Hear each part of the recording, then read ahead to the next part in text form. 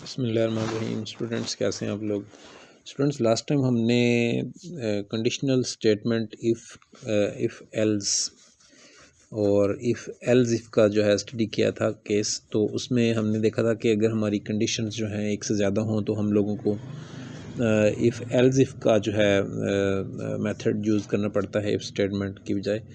तो अब हमने उस वक्त भी बात की थी कि इफ़ एल्स इफ़ का एक जो है मुतबादिल सॉल्यूशन भी होता है, और इस सॉल्यूशन का नाम है, इस स्टेटमेंट का नाम है स्विच।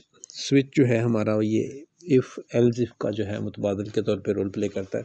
तो आज हम देखेंगे ये किस तरह काम करता है। तो इसके लिए हमने जो प्रोग्राम या आइडिया जो है इसके अंदर लिया है वो ये है कि हम लोग यूज़र से नंबर लेते हैं 1 से लेकर 7 तक, 1 to 7, और देन वी डिसाइड कि उसने जो नंबर दिया है उसकी बेस पे वो कौन सा वीक डे बनता है। For example if user gives us 1, then we will consider it as Monday and so on. तो उसको फिर हम जो है किस तरह से करते हैं, हम लोग इसका स्टार्ट इस तरह से करते हैं कि we take a variable of integer type as num, then we ask the user to provide a number from 1 to 7, then we go ahead. So cout, please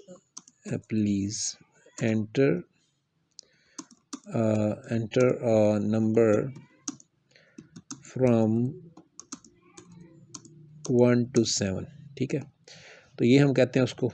उसके बाद सी इन से हम नंबर ले लेते हैं, नम में नंबर चला जाएगा। उसके बाद अब जो गौर करने वाली बात है वो ये है कि स्विच स्टेटमेंट का थोड़ा सा सिंटैक्स जो है इसको समझने की बात है कि हम लोग सबसे पहले लिखते हैं switch, then we write in parenthesis switch किसके ऊपर लगाना है, हमने नम के ऊपर लगाना है तो हम नम को ही एज आर्गूमेंट देते हैं। उसके बाद इसका भी इफ़ की तरह ब्लॉक शुरू होगा। ब्लॉक के अंदर हम लोगों ने क्या करना है, स्विच नम, देन हम देखते हैं कि अगर केस भी उसका कीवर्ड है, केस के बाद स्पेस, अगर केस 1 हो मींस यूज़र अगर 1 देता है उसके बाद कोलन आएगा।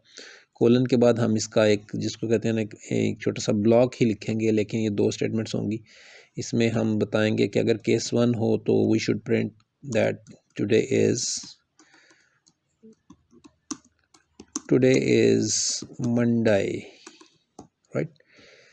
तो उसके बाद हमारी एक और भी मजबूरी है कि हम लोगों ने इसको ब्रेक से ख़त्म करना है। ठीक है, ये 2 चीज़ें होती हैं। उसके बाद केस टू और ये जो ब्रेक है इसको मैं भी डिस्कस करूँगा थोड़ी देर में। केस 2 और केस 2 में हम देखते हैं कि अगर वो यूज़र 2 दे देता है तो टुडे इज़ ट्यूसडे, उसके बाद ब्रेक, राइट। उसके बाद केस 3 होगा, अगर यूज़र 3 दे तो see out, today is Wednesday, right. Then break. Case 4, then see out, today is Thursday, Thursday, okay, break.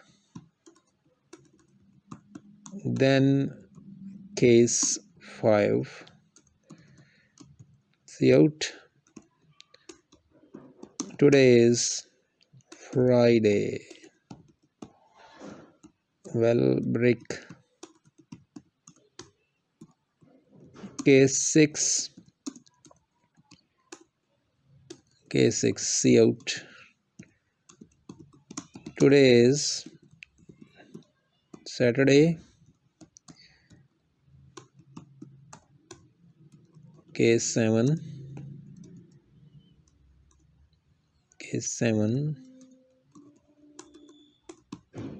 see out,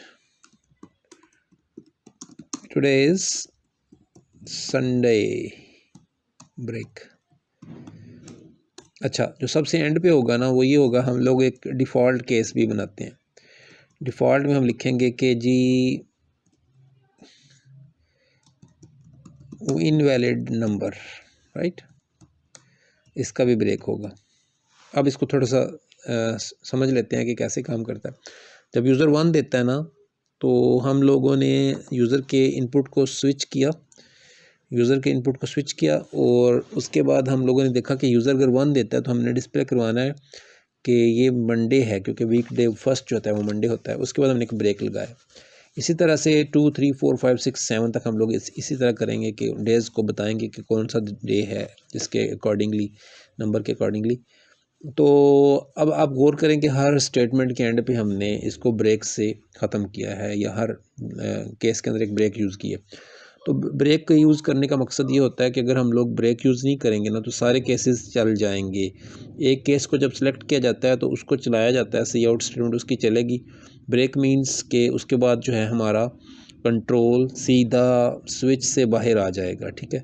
अगर हम लोग ब्रेक यूज़ नहीं करेंगे तो जो उससे आगे आने वाले केसेस हैं वो भी चलेंगे, वो स्टेटमेंट्स भी प्रिंट हो जाएंगी।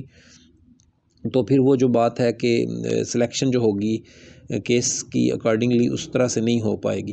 तो इसलिए ब्रेक स्टेटमेंट जो है, ब्रेक जो है कीवर्ड, ये भी लिखना ज़रूरी है हर ब्लॉक के अंदर, ताकि जो ही एक स्टेटमेंट सेलेक्ट की जाए, उस केस को सेलेक्ट करने के बाद वो स्टेटमेंट चले, और उसके बाद कंट्रोल जो है ब्रेक स्विच से बाहर यहाँ पे आ जाएगा, ठीक है। तो जो लास्ट वन है हमारा वो है डिफ़ॉल्ट हमने इसलिए दिया है कि जब कोई यूज़र इनवैलिड दे देगा इनपुट, तो उसके मुताबिक हम लोग क्या डिस्प्ले करेंगे।